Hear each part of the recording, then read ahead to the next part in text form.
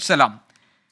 കേരളത്തിൽ രണ്ട് പ്രധാനപ്പെട്ട സംഭവങ്ങൾ ഇപ്പോഴുണ്ടായി. ഒന്ന്, മെഡിക്കൽ കോളേജിൽ ശസ്ത്രക്രിയയ്ക്ക് ഉപകരണങ്ങളില്ല എന്ന് അവിടുത്തെ ഒരു മുതിർന്ന ഡോക്ടറും യൂറോളജി വിഭാഗം വകുപ്പ് മേധാവിയും ഒരു പരസ്യമായി പ്രതികരിച്ചുകൊണ്ട് രംഗത്ത് വന്നു. അദ്ദേഹത്തിന് നിസ്സഹായത പ്രകടിപ്പിച്ചുകൊണ്ട് രംഗത്ത് വന്നു. അതിനെ തുടർന്ന് കേരളത്തിലെ എല്ലാ മെഡിക്കൽ കോളേജുകളിലും രോഗികൾ നേരിടുന്ന ദുരവസ്ഥയും അവിടുത്തെ അപര്യാപ്തതയും സംബന്ധിച്ച് നിരവധി വിവരങ്ങൾ പുറത്തു വരികയും അതിൽ വലിയ പ്രതിഷേധം ഉണ്ടാവുകയും ചെയ്തു. സലാമിനെതിരെ നടപടിക്ക് ഒരുങ്ങുന്ന ഘട്ടത്തിലാണ് സർക്കാരിന് മറ്റൊരു പ്രശ്നമായി ഇപ്പോൾ കോട്ടയത്തെ കെട്ടിടം തകർന്ന് വീണ് ബിന്ദു മരിച്ച സംഭവം ഉണ്ടായത്. ഒരു കെട്ടിടം തകർന്നു വീഴുകയും അതൊരു അപകടമായി മാറുകയും ചെയ്യുന്നത് നമുക്ക് മനസ്സിലാക്കാം. അതിനകത്ത് ഒരാൾ കുടുങ്ങിക്കിടക്കാനുള്ള സാധ്യത പോലും കാണാതെ ഇത് അടച്ചിട്ട കെട്ടിടമാണെന്ന് മന്ത്രിമാർ ആദ്യമേ പ്രതികരിച്ചതും രക്ഷാദൗത്യം വൈകി എന്നുമുള്ള നാട്ടുകാരുടെ ആക്ഷേപങ്ങളുമൊക്കെ ഈ സർക്കാരിനെ അക്ഷരാർത്ഥത്തിൽ പ്രതിക്കൂട്ടിൽ നിർത്തുന്നതാണ്.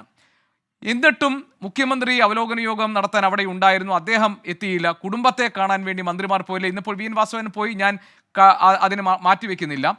വേണ്ട രീതിയിൽ ഇടപെട്ടില്ല എന്നുള്ള ആക്ഷേപവും സർക്കാർ നേരിടുകയാണ്. ആ ഘട്ടത്തിലും ഇന്ന് ഏറ്റവും അധികം പ്രതികരണങ്ങൾ വന്നത് മന്ത്രി വീണ ജോർജിനെ സംരക്ഷിക്കുന്ന തരത്തിലാണ്. മുഹമ്മദ് റിയാസിന്റെ പ്രതികരണം, വി ശിവൻകുട്ടിയുടെ ഫേസ്ബുക്ക് പോസ്റ്റ്, സജി ചെറിയാന്റെ പ്രതികരണം, ഇന്നിപ്പോൾ CPM സംസ്ഥാന സെക്രട്ടറിയുടെ പ്രതികരണം. നാട്ടിൽ ഒരു വലിയ പ്രശ്നമുണ്ടാകുന്നു. ആ പ്രശ്നത്തിൽ ഒരു വകുപ്പ് കുറ്റാരോപിതരായി നിൽക്കുന്ന ഘട്ടത്തിൽ ഇതാണോ ഒരു സർക്കാർ ചെയ്യേണ്ടത് എന്നാണ് പ്രതിപക്ഷം ചോദിക്കുന്നത്. എന്തുകൊണ്ടാണ് ഈ ഒരു അലംഭാവം സർക്കാരിൻ്റെ ഭാഗത്തുനിന്നുണ്ടാകുന്നത്? എന്തുകൊണ്ടാണ് ജനങ്ങളെ നേരിട്ട് ബാധിക്കുന്ന ഈ പ്രശ്നത്തിൽ ഒരു ഇൻസെൻസിറ്റീവായി സർക്കാർ പെരുമാറുന്നത്?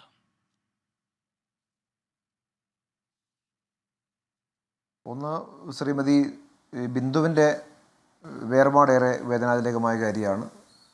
ആ സഹോദരിയുടെ അകാലത്തിലെ ഒരു മരണം നമ്മളെല്ലാം ദുഃഖിപ്പിക്കുന്ന കാര്യമാണ്. ഉണ്ടായൊരു സംഭവത്തെ, ഇന്നത്തെ കോട്ടയത്തുണ്ടായ സംഭവവും ഇന്നലെ തിരുവനന്തപുരത്ത് കഴിഞ്ഞ ദിവസം ഉണ്ടായ സംഭവത്തെക്കുറിച്ചാണ് ഗോപികൃഷ്ണൻ പറഞ്ഞത്. അതിൽ ഗവൺമെൻറ് ഒരു തെറ്റായ സമീപനം ഈ കാര്യത്തിൽ സ്വീകരിച്ചു എന്നൊരു വിലയിരുത്തൽ നടന്നത് ശരിയാണോ എന്ന് ഒന്ന് ചിന്തിച്ചു നോക്കിയാൽ മതി. എങ്ങനെയാണെന്നുള്ള കാര്യം, ഉണ്ടാവുന്ന സംഭവങ്ങൾ, ആ സംഭവങ്ങളെ തരണം ചെയ്യാൻ ഒരു ഗവൺമെൻറ് സംവിധാനത്തിൻ്റെ ഭാഗമായി ചെയ്യാനാവുന്നത് എന്താണ് എന്നാണ് സ്വാഭാവികമായിട്ട് നമുക്കെല്ലാം ആലോചിക്കാൻ പറ്റുന്ന കാര്യം. ഇപ്പോൾ കോട്ടയത്തുണ്ടായിട്ടുള്ള ഈ അപകടം, ആ അപകടത്തിൻ്റെ തുടർന്ന് ഏതാനും നിമിഷങ്ങൾക്കുള്ളിൽ 2 മന്ത്രിമാർ അവിടെ എത്തി. ശ്രീ വി എൻ വാസവനും ആരോഗ്യമന്ത്രിയും അവിടെ സ്ഥലത്തേക്ക് എത്തി. അവിടെ ഏതെങ്കിലും തരത്തിലേക്കുള്ള രക്ഷാപ്രവർത്തനങ്ങൾക്കോ അലംഭാവമോ കാലതാമസമോ ഏതെങ്കിലും നിലയ്ക്ക് ബോധപൂർവമായി ഇവിടെ സംഭവിച്ചിട്ടില്ല. അങ്ങനെ വ്യാഖ്യാനിക്കപ്പെടുന്ന അവസരം വന്നു. അവിടെ ഏതാണ്ട് 10-50 മറ്റാണ് അപകടം സംഭവിക്കുന്നതാണ് അവിടുത്തെ സൂപ്രണ്ട് ഉൾപ്പെടെയുള്ള ആൾക്കാർ പറഞ്ഞ കാര്യം നിങ്ങളുടെ എല്ലാം മുന്നിൽ, നിങ്ങളുടെ കൈവശം ഉണ്ടാവും. സമയക്രമം വെച്ചിട്ട് സമയത്ത് ഓരോരുത്തരും വന്ന സമയം ഉൾപ്പെടെ വെച്ചിട്ട് അദ്ദേഹം സംസാരിച്ചു. അവിടെ JCB ഹിറ്റാച്ചി ഇത് വരുന്ന സമയത്തിൻ്റെ ഒരു പ്രശ്നം പറഞ്ഞു. വന്നിട്ട് അവിടേക്ക് കടക്കാൻ കഴിയാത്ത ചില പ്രയാസങ്ങൾ, അത് പ്രാക്ടിക്കലി വന്നൊരു കാര്യമാണ്. പിന്നെ അതിൻ്റെ ചില ഭാഗം കട്ട് ചെയ്തതിന് ശേഷമാണ് അകത്തോട്ട് ഇത് കടന്നത്. അത് ആ ഒരു സമയത്ത് പിന്നെ വേറെ ഒന്നും ചെയ്യാൻ കഴിയുന്നൊരു സാഹചര്യമല്ല. അതൊരു അനുഭവം നമ്മുടെ മുന്നിലേക്ക് വരുമ്പോൾ നമുക്ക് ചിന്തിക്കാൻ പറ്റുന്നത് എന്താണ്, ഭാവിയിൽ ഇത്തരം കാര്യങ്ങൾ, കെട്ടിടങ്ങൾ ബിൽഡ് ചെയ്യുമ്പോൾ സ്വാഭാവികമായിട്ടും ഇങ്ങനെയെല്ലാം ഉള്ള ആക്സിഡൻ്ററി ഒരു സിറ്റുവേഷൻ വന്നാൽ അത് തരണം ചെയ്യാൻ പറ്റുന്ന രീതി എങ്ങനെയാണ് ആലോചിക്കേണ്ടത് എന്ന് കുറച്ചുകൂടി ആഴത്തിൽ, നമ്മളിപ്പോൾ ഒരു 2 സെറ്റ് ബാക്ക്, 2 കെട്ടിടങ്ങൾ തമ്മിലുള്ള സെറ്റ് ബാക്ക് വിടുന്ന സ്ഥിതിയുണ്ട്. അതൊരു വലിയ JCB കിടക്കാൻ പറ്റുന്ന അത്രയുണ്ടോ എന്ന് ചിലപ്പോൾ കാണണമെന്നില്ല. അല്ലെങ്കിൽ തിരിഞ്ഞു പോകുന്ന ഭാഗമൊക്കെ നോക്കിയാൽ ചിലപ്പോൾ അങ്ങനെയാണ്. നമ്മുടെ ഹോസ്പിറ്റൽ ബിൽഡിംഗ് എല്ലാം നോക്കിയാൽ അതെല്ലാം ടോട്ടലി ഒരു മാസ്റ്റർ പ്ലാൻ വെച്ചിട്ട് തന്നെയല്ല ബിൽഡ് ചെയ്യുക. ഓരോ സമയത്തും ഫണ്ട് ലഭ്യമാകുമ്പോൾ അതനുസരിച്ച് മിക്കവാറും ചെയ്യുന്ന കാര്യമാണ്. അങ്ങനെ ഒരു പ്രാക്ടിക്കലായൊരു പ്രശ്നം വന്നത് ഒഴിച്ചാൽ വേറെ ഒരു കാര്യത്തിലും വന്നില്ല. പിന്നെ മന്ത്രിമാരുടെ പ്രതികരണം, ഒരു ഇൻസ്റ്റിറ്റ്യൂഷനിൽ ഒരു പ്രശ്നം ഉണ്ടായപ്പോൾ സ്വാഭാവികമായിട്ട് ഫസ്റ്റ് ടൈം ഒരു പ്രഥമ വിവരം തേടുന്നത് എങ്ങനെയാണ്? മന്ത്രിമാരാണെങ്കിൽ, നമ്മളാണെങ്കിൽ തേടുന്നത് എങ്ങനെയാണ്? അതിൻ്റെ അതോറിറ്റി വിളിക്കും. അപ്പോൾ അവർ പറഞ്ഞ വിവരം വെച്ച് ആയിരിക്കും സ്വാഭാവികമായിട്ടൊരു പ്രൈമറി ആയിട്ട് മന്ത്രിമാർ സംസാരിച്ചത്. അതവിടെ ചെന്നതിന് ശേഷം അവിടെ ഈ പറഞ്ഞ പോലെ ഒരു കുട്ടി അമ്മയെ കണ്ടിട്ടില്ല എന്ന് പറഞ്ഞപ്പോൾ പിന്നെ തിരയും നില വന്നു. മാനുവലായി ചെയ്യാൻ പറ്റുന്നത് ചെയ്തു, ഈ JCB വരുന്ന മുമ്പ് ചെയ്തു എന്നാണ് ഡോക്ടർ തന്നെ മാധ്യമങ്ങൾക്ക് മുമ്പാകെ പറഞ്ഞത്. പക്ഷേ വലിയ സ്ലാബുകൾ മാറ്റാൻ സ്വാഭാവികമായിട്ട് യന്ത്രങ്ങൾ വേണം.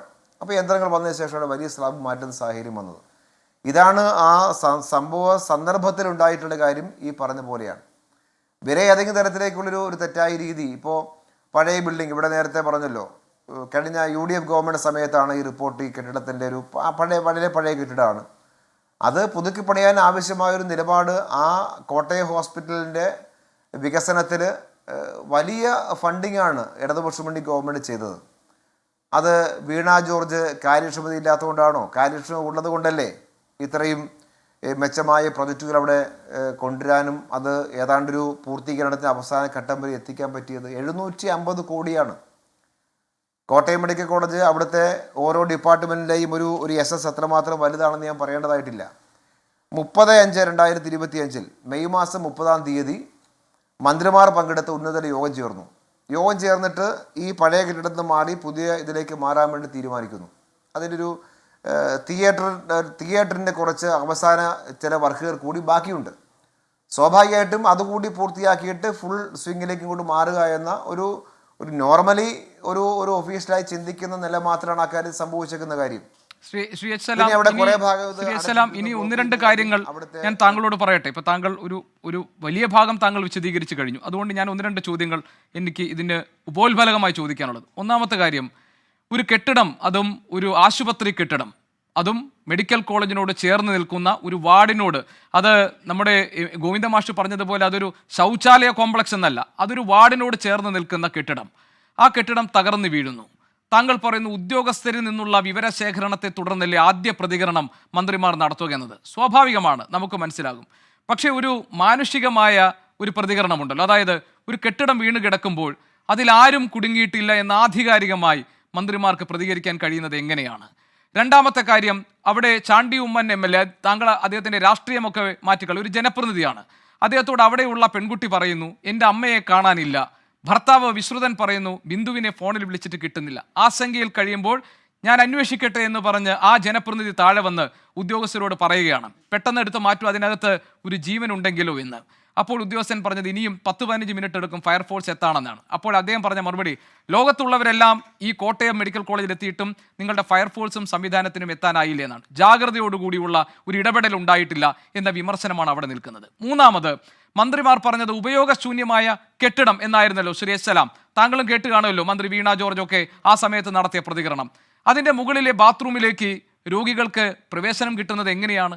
എന്ത് സംവിധാനമാണ്, അല്ലെങ്കിൽ എന്ത് മുന്നറിയിപ്പായിരുന്നു ഈ കെട്ടിടത്തിലേക്ക് പ്രവേശനമില്ല എന്ന് രോഗികൾക്ക് ഒരു നിർദ്ദേശം എന്ന നിലയിൽ നൽകുന്നതുണ്ടായിരുന്നത്? അവിടെ ഉപയോഗിച്ചുകൊണ്ടിരുന്ന കെട്ടിടമാണെന്നാണ് അവിടുത്തെ രോഗികൾ പറഞ്ഞത്, അവർ സാക്ഷ്യം പറഞ്ഞത്.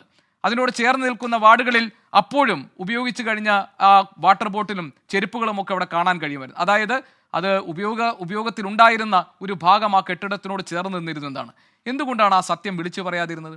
ഇനി നാലാമത്തെ കാര്യം, വളരെ ഇൻസെൻസിറ്റീവായോ ഈ സർക്കാർ എന്ന് ഞാൻ താങ്കളോട് ചോദിച്ചത് പ്രതിപക്ഷത്തിൻ്റെ ഭാഷയിലല്ല, മാധ്യമപ്രവർത്തകൻ എന്ന നിലയിലാണ്. എന്താണ്, ഇത്തരമൊരു സംഭവം ഉണ്ടാകുമ്പോൾ സർക്കാരിൽ നിന്ന്, അതും ഒരു ജനകീയ സർക്കാരിൽ നിന്ന്, അതും ഒരു ഇടതുപക്ഷ സർക്കാരിൽ നിന്ന് പ്രതീക്ഷിക്കുന്നത് വളരെ അനുതാപത്തോടു കൂടിയുള്ള ഈ വിഷയത്തെ കൈകാര്യം ചെയ്യുന്ന സമീപനമാണ്. അതാണോ ഉണ്ടായത്? ആദ്യ പ്രതികരണത്തിൽ വന്നത് 2013 UDF സർക്കാരിൻ്റെ കാലത്ത് ബലക്ഷയം കണ്ടെത്തിയ ഒരു കെട്ടിടമായിരുന്നു ഇതെന്നതാണ്. ഇങ്ങനെയാണോ ഒരു പ്രശ്നത്തോട് ആ സമയത്ത് പ്രതികരിക്കേണ്ടത്? ഇങ്ങനെ തുടങ്ങി പിന്നെ മെഡിക്കൽ കോളേജ് വിഷയം താങ്കൾക്കറിയാമല്ലോ ശ്രീ എസ് സലാം. ഒരു ഡോക്ടർ അദ്ദേഹത്തിൻ്റെ നിസ്സഹായതയിൽ, അദ്ദേഹത്തിൻ്റെ മകൻ്റെ പ്രായമുള്ള ഒരു പയ്യൻ മുന്നിൽ നിന്ന് വേദന കടിച്ചു നിന്ന് കണ്ട് നിസ്സഹായതയിൽ അദ്ദേഹം പറയുന്നു ഇവിടെ ഒന്നുമില്ല, ഒരു ഉപകരണവുമില്ല ശസ്ത്രക്രിയയൊക്കെ നടത്താൻ എന്ന് അദ്ദേഹം പറയുമ്പോൾ വിമാനത്തിൽ കൊണ്ടുവന്നു, വിവാദമായപ്പോൾ ഇതെല്ലാം. ഇതിനെക്കുറിച്ച് ആക്ഷേപം ഉന്നയിക്കുമ്പോൾ പറയുന്ന മറുപടി എന്താണ്? ആരിസിനുള്ള ഒരു കുറ്റപത്രം തയ്യാറാക്കുകയാണ് സർക്കാർ. ഇതാണോ ഒരു ജനകീയ സർക്കാർ ചെയ്യുന്നത്? ഇതാണോ ഒരു ഇടതുപക്ഷ സർക്കാർ ചെയ്യേണ്ടത്? ശ്രീ എച്ച് സലാം.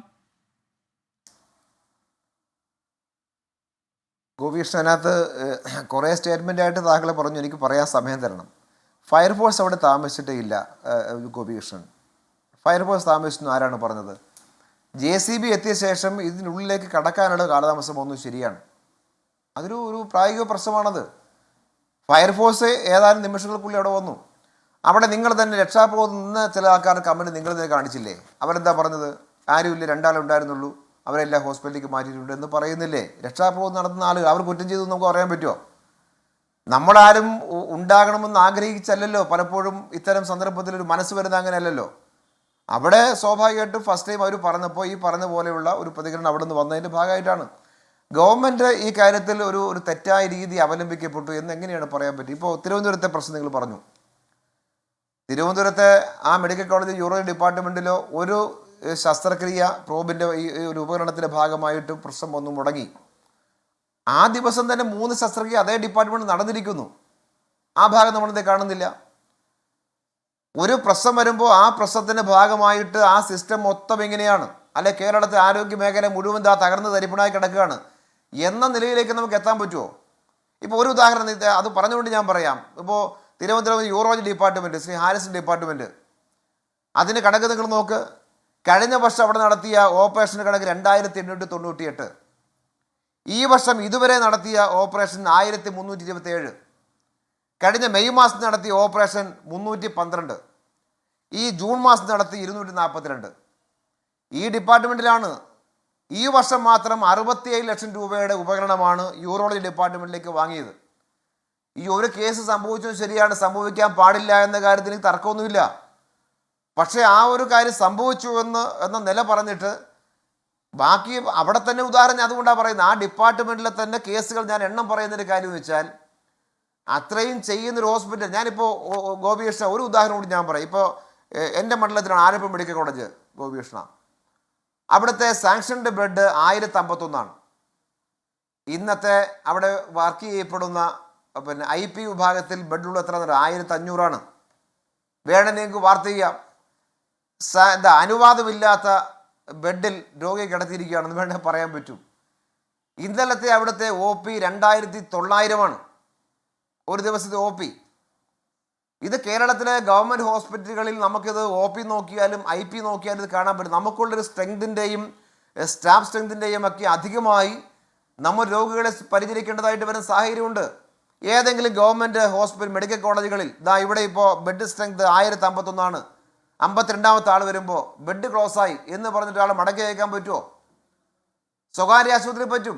100 ബെഡ് ഉണ്ടെങ്കിൽ 101ാമത്തെ ആൾ വന്നാൽ ബെഡ് ഫില്ലാണ്, അടുത്ത ഹോസ്പിറ്റലിൽ പൊക്കാടാൻ പറയാം. ഇവിടെ പറയാൻ പറ്റുമോ? നമ്മൾ അത്രയും നിലയിലേക്ക്. ഞാൻ ഇപ്പോൾ കോട്ടയം മെഡിക്കൽ കോളേജ് നിങ്ങൾ നോക്ക്, ഏറ്റവും മികച്ച കാർഡിയോളജി ഡിപ്പാർട്ട്മെൻറ്റ് വർക്ക് ചെയ്യുന്ന ഒരു ഹോസ്പിറ്റലാണ് ഈ കേരളത്തിൽ. 10 ഹൃദയം മാറ്റിവെച്ച് ശസ്ത്രക്രിയ വിജയകരമായി പൂർത്തീകരിക്കപ്പെട്ട ഹോസ്പിറ്റലാണ്. ഏറ്റവും കൂടുതൽ ഹൃദയ സംബന്ധമായ ശസ്ത്രക്രിയ ഏറ്റവും നന്നായി നടക്കുന്നൊരു ഹോസ്പിറ്റലാണ്. ആ ഒരു ഭാഗവും മേന്മയും നമുക്ക് കാണാതിരിക്കാൻ പറ്റുമോ?